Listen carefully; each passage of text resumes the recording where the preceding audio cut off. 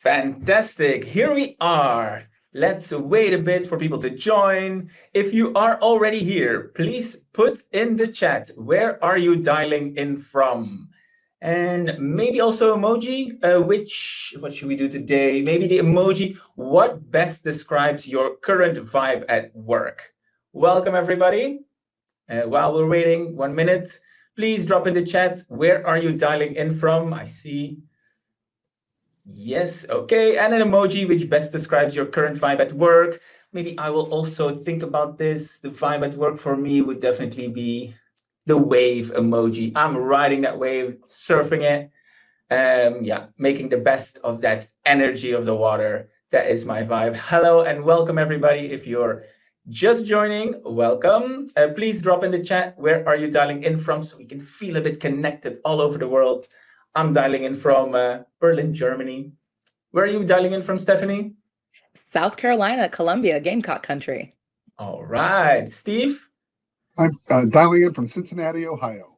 Cincinnati, Ohio. We'll pretend that we haven't done introductions yet until everybody is here. So if you just joined, please put in the chat where you're dialing in from, and maybe an emoji that best describes your current vibe at work. Actually, why not begin? On paper, retention looks great right now. Fewer people are leaving their job. That means that HR leaders everywhere are kind of sighing a breath of relief, I assume.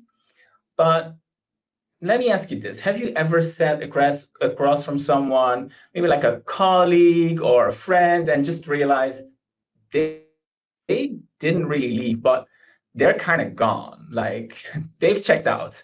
Not physically, they're showing up, but the spark is completely gone. And that is what's happening in the workplaces today. Employees haven't really resigned, but they have emotionally exited. So they stay for security and not necessarily for satisfaction. And at Leapsome, we ran a survey, the Workforce Trends Report, and where we spoke to over 2,000 professionals, and we found out that 1 out of 3 employees actually wants to quit, and over half are staying only because of the fear of stability or fear. So that means they're not really staying because they like their work, they're staying because it feels safer than actually leaving. And it's one of the most pressing risks to culture, performance, and also trust right now. So this disengagement, that it spreads faster than enthusiasm. So people are here in their body, but their soul is somewhere else. So it's Halloween. It is the workplace zombie apocalypse.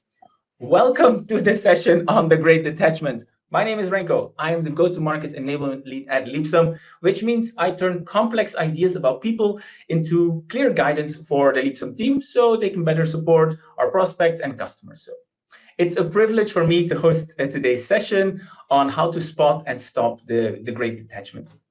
We're going to look at 2 things today, kind of 2 things. Why more and more people staying put despite feeling really disconnected.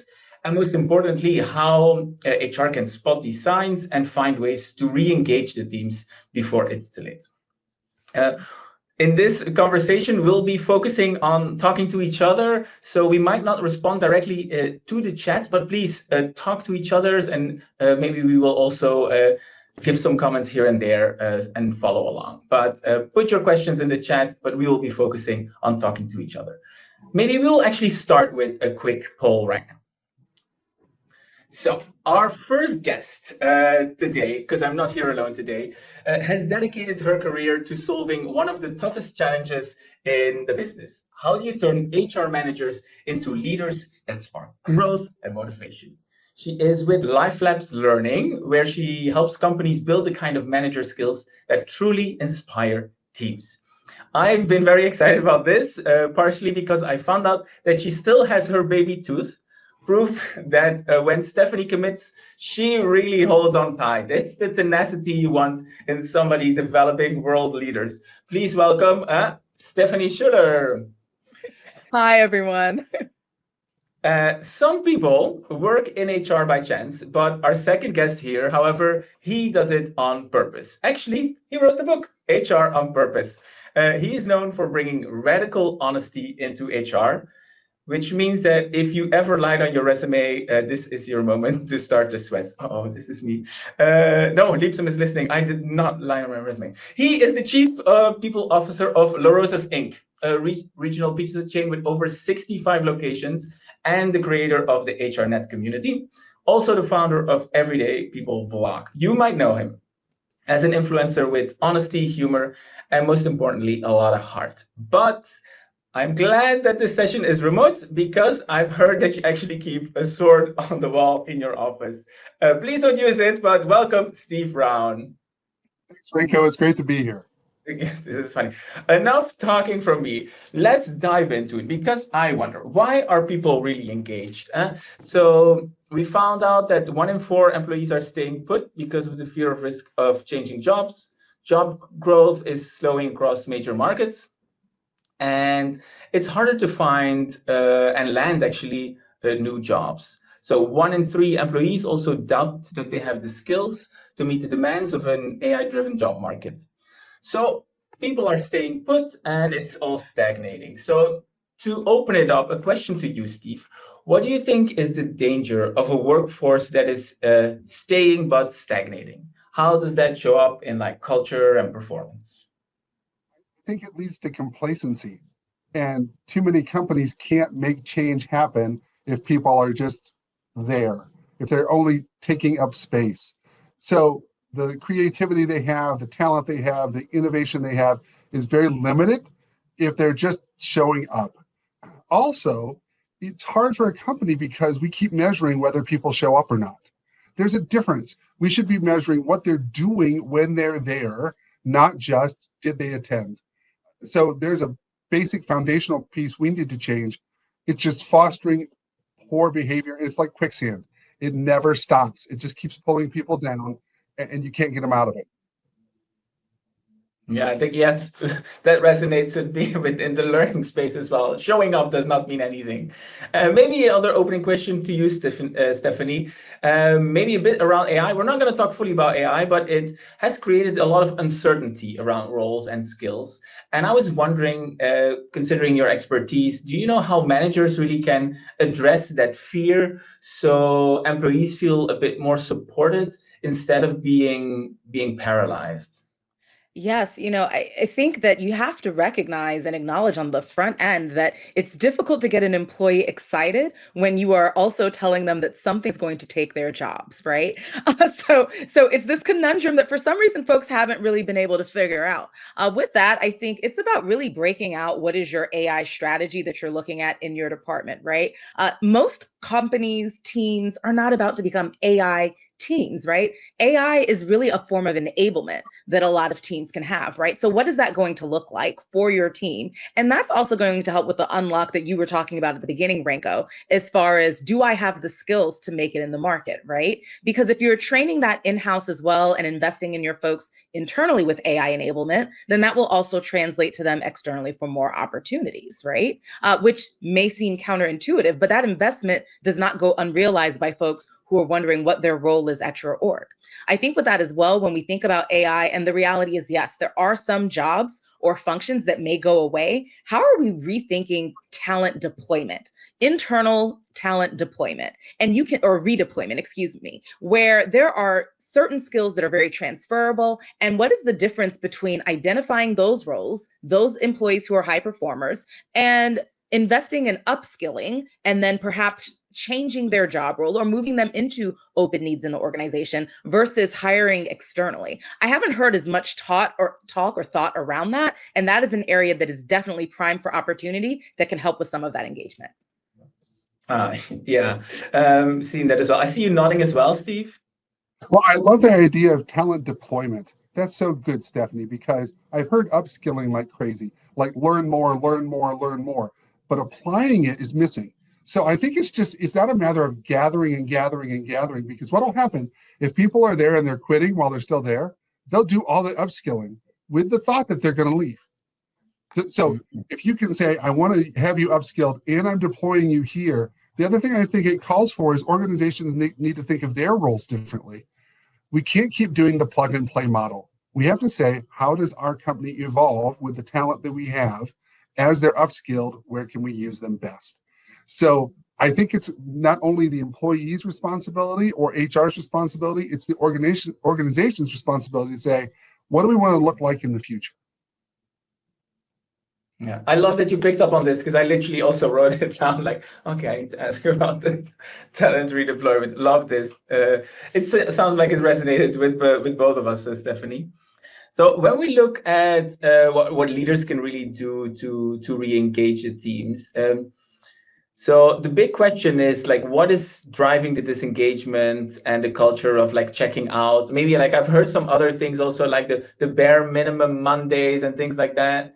In our latest survey, there were like 3 themes that I would like to dive into if with the two of you as the drivers of engagement. So one is the lack of career growth opportunities.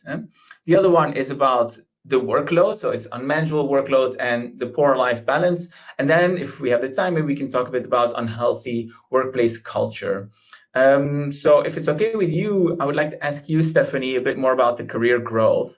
So many companies don't really actually have the budget or the headcount to offer like these traditional growth opportunities. But also when I look at the people around me and my friends, they are still asking for like development, like people want to grow. Like how can companies create this sense of growth when the company itself is not really growing?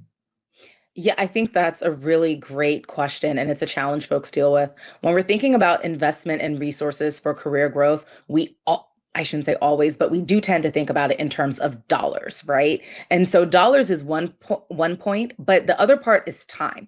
And that time investment can look very different for organizations. Mentoring and job shadowing, that's a taking time and transferring it, right? You've got internal resources who you've already paid, you've got those salaries, and how can we reallocate some of their time to do more of that, including more peer learning groups? I think of micro learning opportunities where you can have folks come together and maybe just focus on one skill that you've heard from your teams and teams is needed. Maybe it takes 15 minutes and you have an employee led, you deploy it, and you come up with this micro learning series. That's just one example. Another place is learning extraction sharing. I think that we do, depending on the company, you might have various degrees of what that looks like, maybe more so within teams than cross-functionally, but definitely stepping that game up, right? When you've got folks who have been able to go and attend a conference or go to a webinar, what are they bringing back? How are they sharing it? And are you keeping a library of sorts even? That can be something as simple as your Excel doc or your Google Sheets doc, where you put a resource for as far as like the replay from the webinar and some of the key extractions and key folks that people may want to follow for additional information. Those are things as well that can go toward learning and career development. And then also, cross-functional project involvement is something that's still out there as far as folks go, and making sure that there are opportunities for people to get involved in things that interest them and energize them. And with that, what I'll end with is you've got to have the self-awareness then or not the self-awareness, but you have to have the information from employees about what are their energizers, what are the things that make them excited to come to work. And then that helps you as a manager figure out how to tap into it, because we can't expect for our managers to be mind readers, but we have to ask the right questions in order to get the information that we're looking for. I like this. I like the examples. I've seen some of them in practice myself. Who should set up these initiatives? Is it something that comes from HR? Is it something that comes from like managers themselves? Who? I think that it's something really grassroots, and I think HR can spark the flame, but really if you're going to keep it going and if it's going to be meaningful, then employees have to have that investment in it as well, and so do the managers. So I think on all fronts, but if we're just counting on HR leaders to develop the whole library and determine what everyone's going to love and run it themselves, that's not driving engagement. No. What do you think, Steve?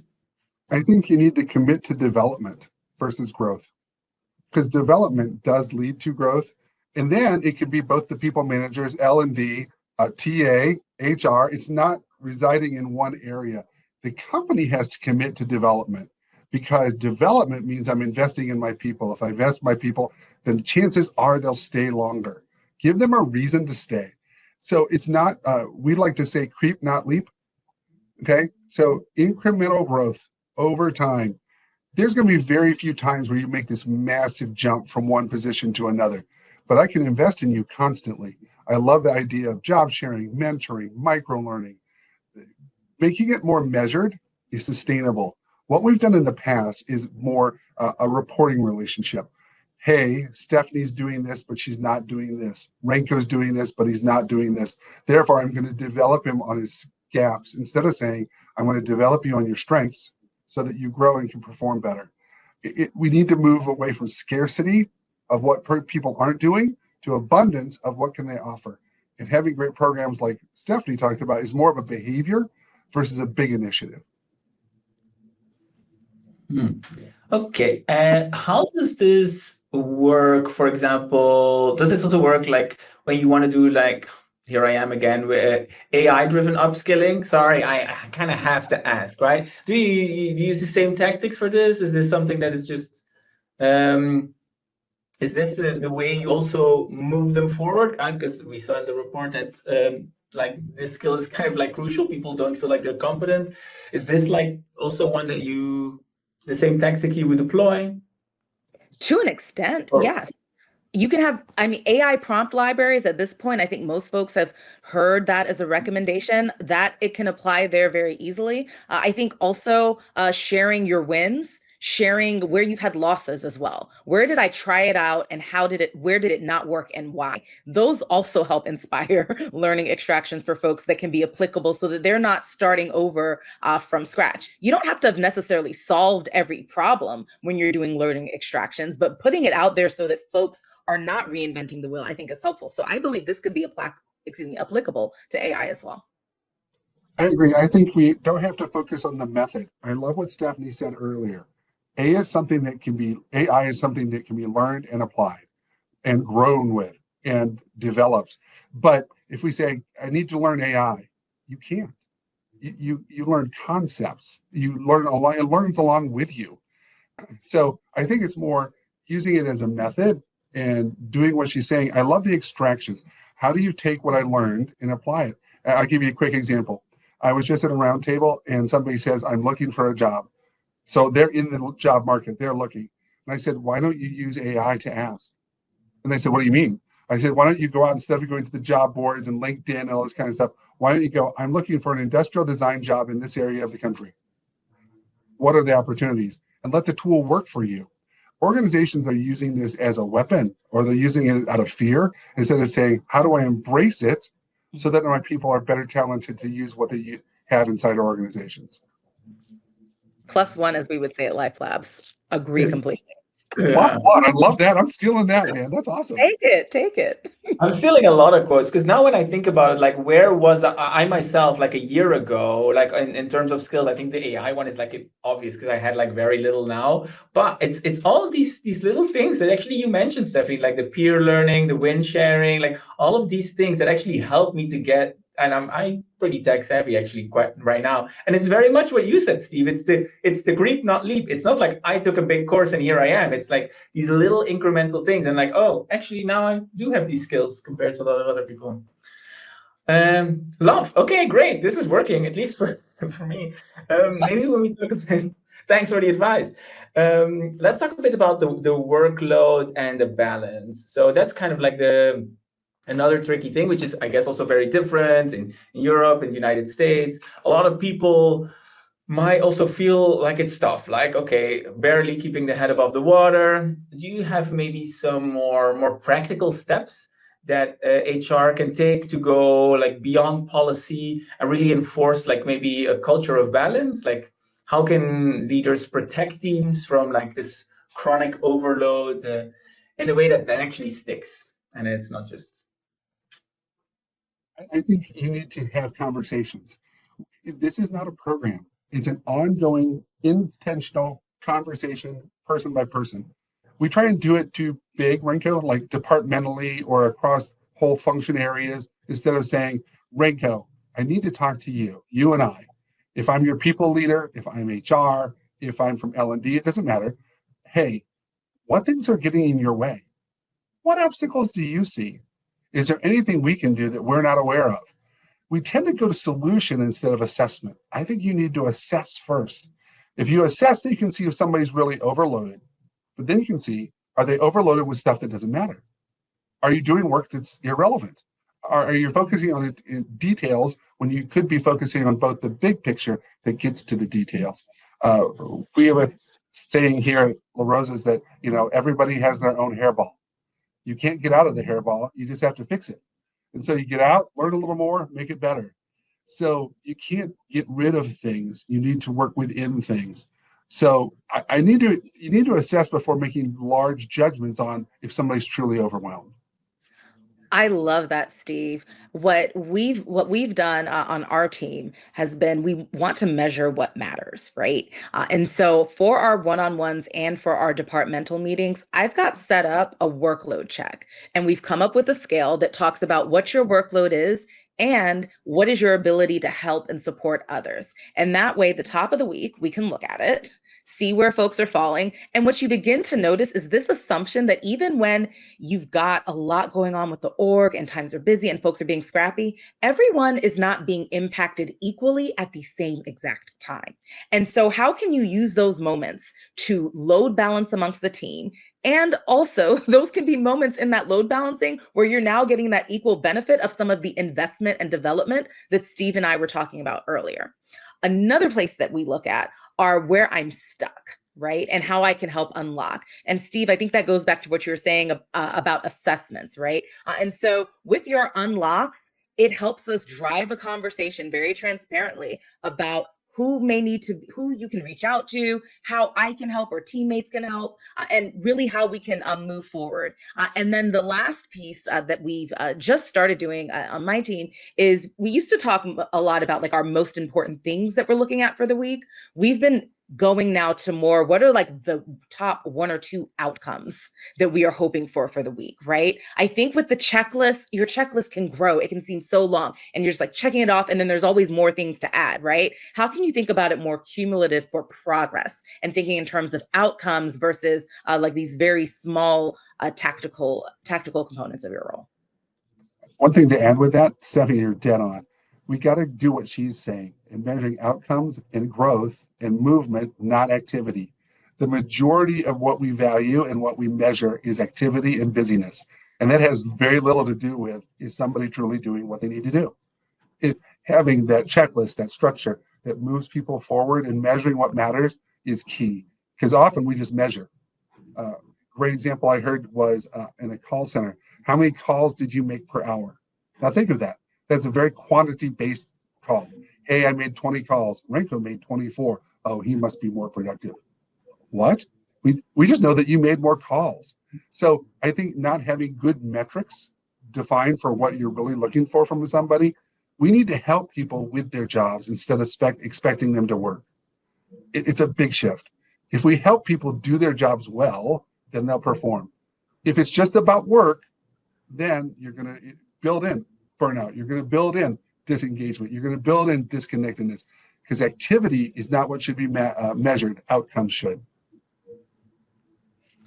Okay, but this is interesting, right? So if you say, because I agree, but if you're looking at just outcomes, how, because you cannot always influence the outcome, right? You can say like, okay, I'm going to do so many calls that I can measure, right? But can you measure the outcome of your calls? How does that work? I'll give you a great example. We have people call in to order food. It's pretty simple. Mhm. So if they call in to order food and the order is done well, it's timely, and the guest had a good experience, we can measure all three of those things. We can also measure if they're a return guest. So we can say, did the call get handled well for Stephanie and her family? Or did Stephanie's family call again? So there's different ways to do it. Quantity only measures activity. And there are pieces, it's not an either or thing. I think that you need to look at your quantity and movement. However, a lot of jobs, both office jobs and frontline jobs, are more relationship based with outcomes that happen because of what was done through relationships versus just being busy. I agree. You can factor it in. We have a role where we do set up Friday meetings for the company, and so when we think about outcomes, it's not just like it's not did you send out the calendar invites? Do you have the topics, et cetera? It's when you conducted the Friday meeting, what was the satisfaction? How have we improved attendance over the next meeting? And then we have a set of questions that we ask after each Friday meeting so that we can then judge improvement and look at what are our opportunities for making it, we say, 10% better the next time. That's an outcome, right? 10%, yeah. Yes. I got you. Very good. I like it. 10%. That's awesome. Yeah. Do you have maybe also like other examples, like no need to name names, obviously, but like cases where people were like, okay, we're really struggling with like workload and you really got them out? Yes. I think one of the clear things that we did was we focused more on not giving good expectations to the person. HR people are notorious for writing job descriptions and role descriptions. I gave it to you. You should know what to do. It's a piece of paper, or it's an email, or it's a document, but there's no expectations. So, hey, when we work together, this is what I expect. My boss used to say this every year, every January. Hey, Steve, what are your expectations this year of me? Here are my expectations of you every year. And we did it on an ongoing basis, but it was a two-way conversation versus a top-down conversation. Without expectations, people are unclear. When there's ambiguity, they don't know what to do and they'll float. So they'll go to the Friday meeting going, oh, I didn't know I was supposed to give a report. Because you tell them it's assumed expectations instead of being very vocal about it.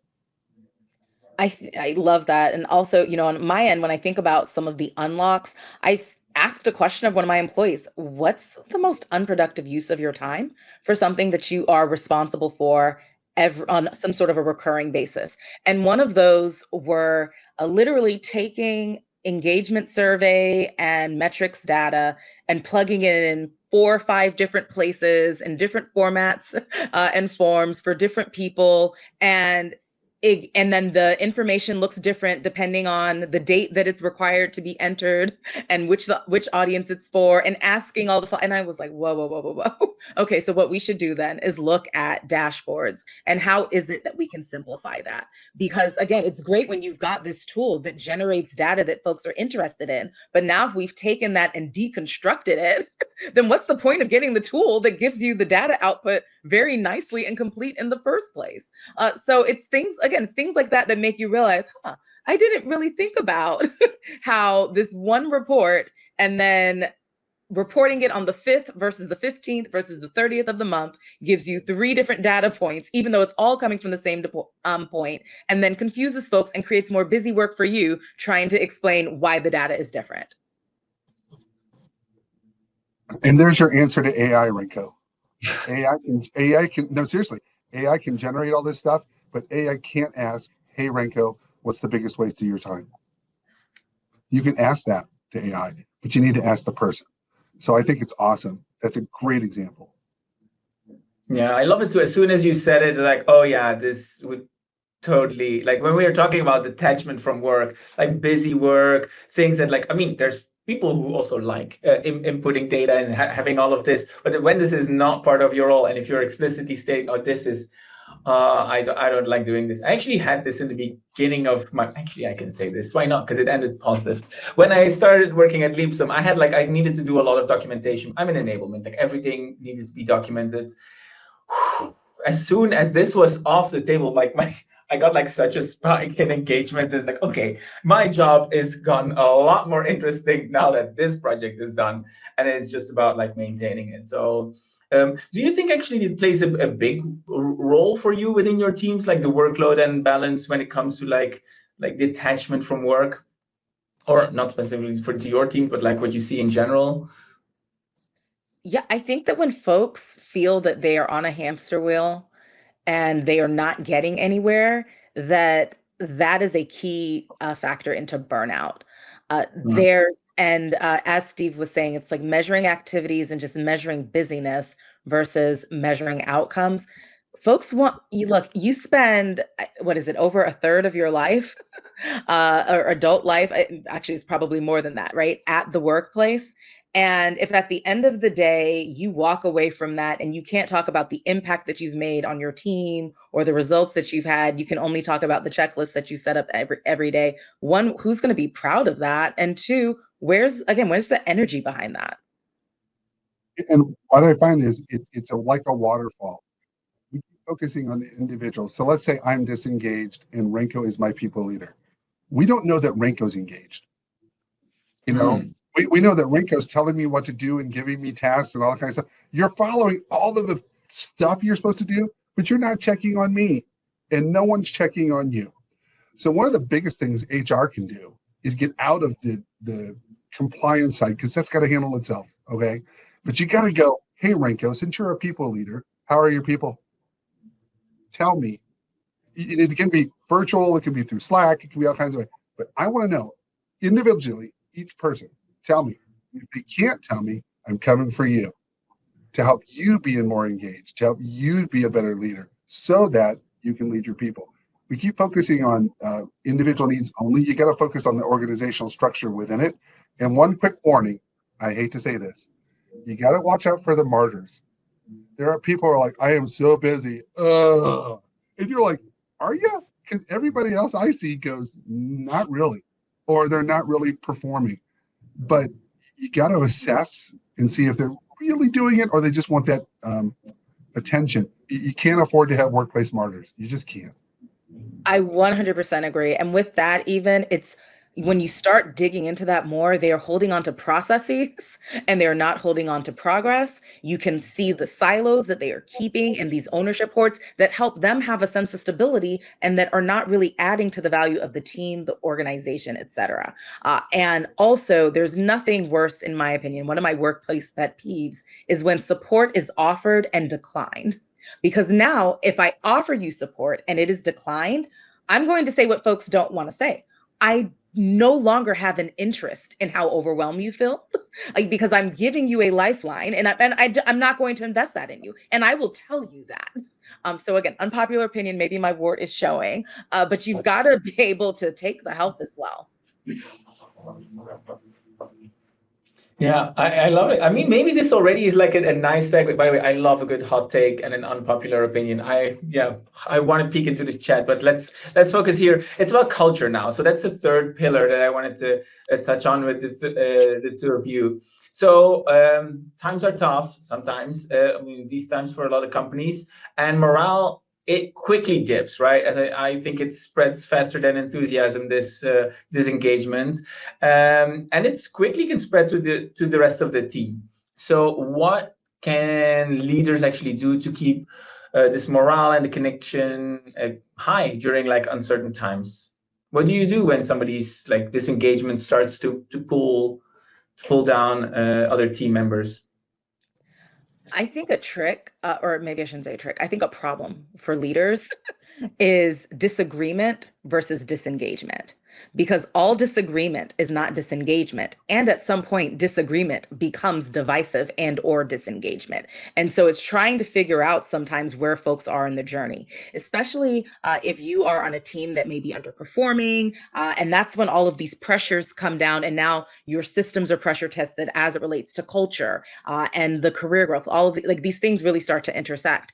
So when I'm thinking about the first thing, it's how do you recognize that, right? And when you're dealing with disagreement, I think those are things that are really more in the space of disagreement versus disengagement. Disagreement is more solution oriented, and it's linking up to a goal or an outcome or progress, right? And it's trying to unlock something for the team or for the individual, and there's care behind it. And that's something that you can help address. You can acknowledge it, you can name it, you can help with some of the unlocks, you can keep folks focused on the goals, right?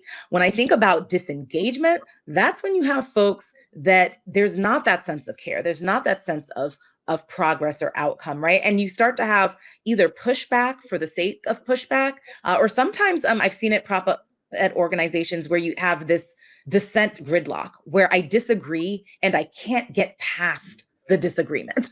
We're just going to continue disagreeing about the same thing, right? And so in those cases where you have disengagement, and again, I think I've got another word popping up, you've got to understand when is it time to have an amicable exit? And when is it time for those folks to talk about other opportunities? Sometimes those are other opportunities within the org. I would say at that point, though, it's just going to be a mixed bag of whether or not that person, depending on like what's driving their disengagement, do they make sense in the org? And a lot of times, though, this is no longer the place for you. And we've got to be able to have that tough conversation, but that conversation should not arise simply because there's a tension with someone disagreeing with something that's happening at the workplace. I love every piece of that. What we do on top of what Stephanie's saying is we set the standard. We don't get swallowed by our circumstances. Change is inevitable. It's always going to happen. There's going to be waves. All of the uncertainty is just the uncertainty for now. If you go back 30 years, 100 years, there was uncertainty there now. We're like, things have never been this bad. Yes, they have. It's just a new kind of bad. So we say things like, it's okay to be a little prickly. Now, if it gets crazy, then we're going to talk. And then we also talk about don't defend. Discuss, don't defend. So you can discuss and disagree in a wholehearted way. You got to give people behaviors that are allowed within your culture instead of saying, I don't like the culture, the behaviors that are happening. So we'll do things like this. We have one called breathe, check.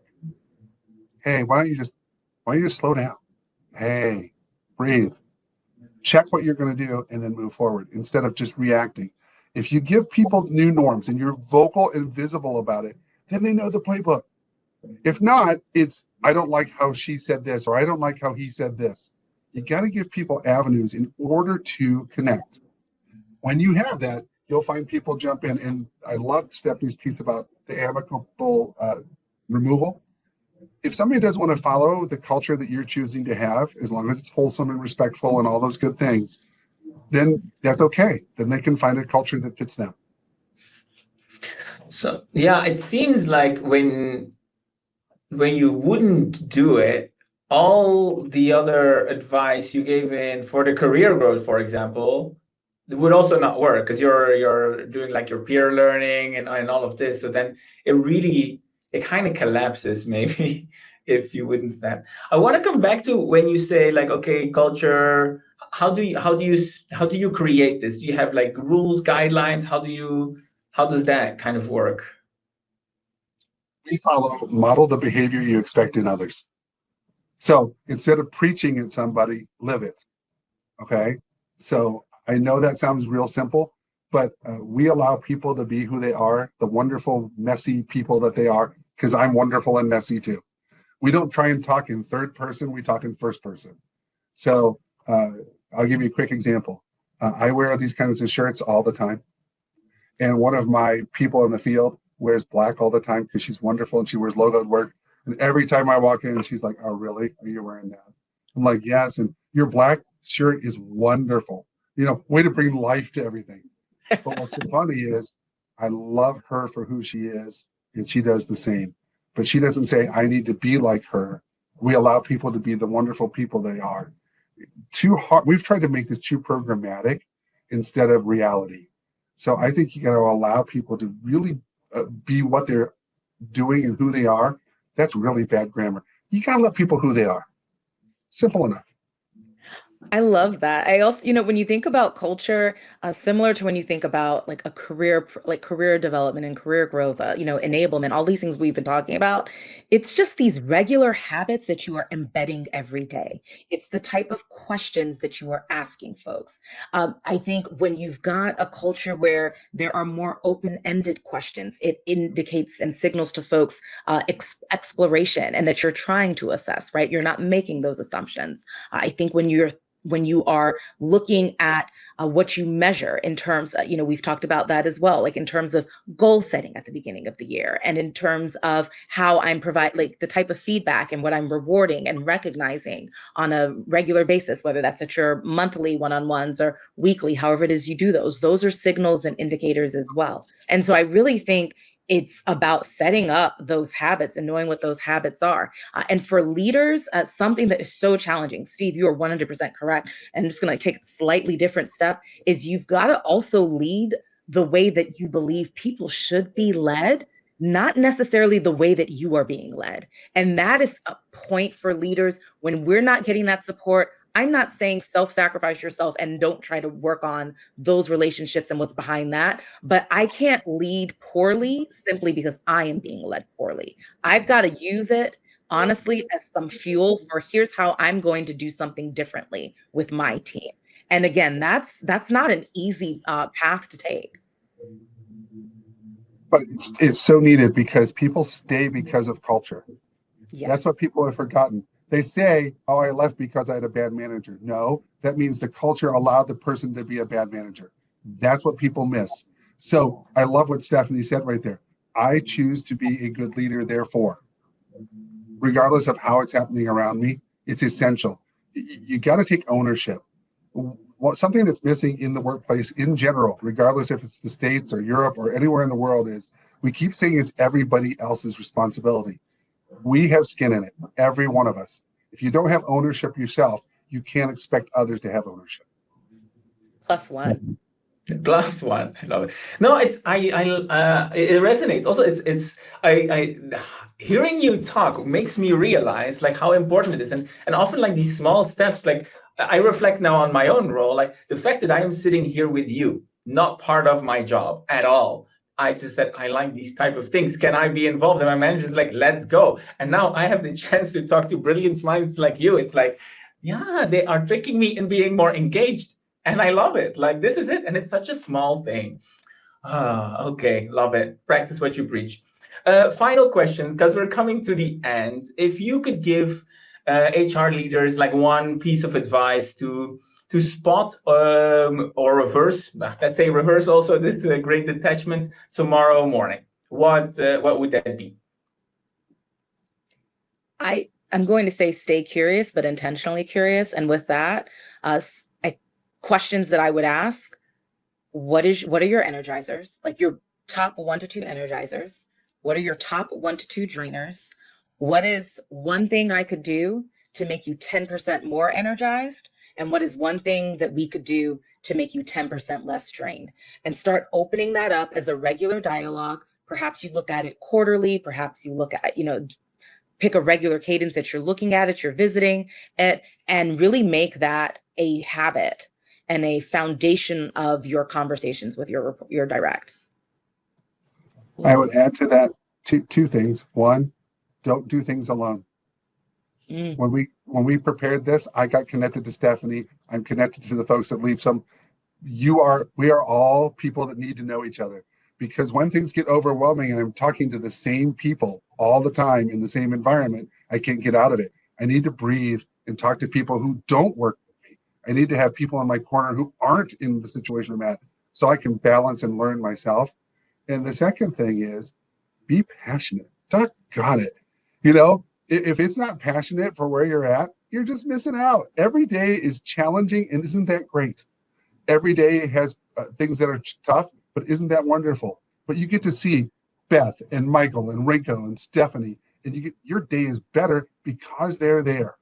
If you don't bring that passion into what you do, regardless, whether you're in HR or not, you're just missing out. You got to bring it every day. It's not a joke. It's not a game. It should be who you are. You get to choose your energy at the start of each day. I fully believe that. Yes. Okay, I love it. So thank you so much, Stephanie and Steve, for your insights. For the people who are listening, if this hits home, we got a full workforce trend report on this that you can read. And also we have an employee engagement toolkit, which actually has a lot more details on top of what we talked about today. I think maybe big takeaway that people kind of stop caring when they stop seeing a future. And the cure for the workplace zombie apocalypse, so to speak, not necessarily perks, we didn't really talk about at all, but it's like about alleviating this pressure. It is about purpose. It's about courage, kind of, and it's about leadership. So thank you so much, everybody, for joining, and good luck with the rest of your day. Bye, everyone. Bye. Bye.